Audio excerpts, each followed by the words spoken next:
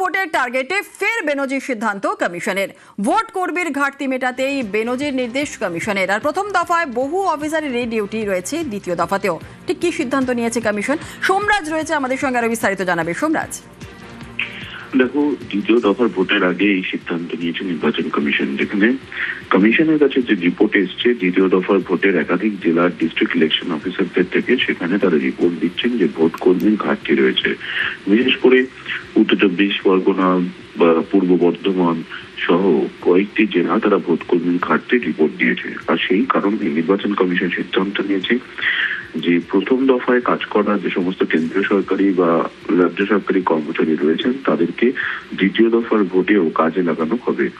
এবং শুধু তাই নয়, প্রিসাইডিং অফিসার থেকে শুরু করে first polling officer, second polling officer, third polling officer, অর্থাৎ প্রত্যেকটি ক্ষেত্রেই অন্যান্য জেলা থেকে নিয়োগ করা হবে, যাতে দ্বিতীয় দফার যে 142টি আসনে ভোট রয়েছে আগামী 29 তারিখ, সেই ভোট নির্বিঘ্নেই হয়। এবং ইতিমধ্যেই জেলা শাসকদের নির্দেশ দেওয়া হয়েছে যে সমন্বয় করে যাতে দ্রুত নিয়োগপত্র জারি করা হয়।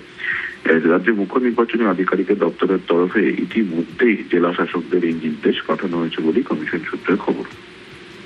আর ইতিমধ্যেই সর্বাধিক কোন কোন জেলা থেকে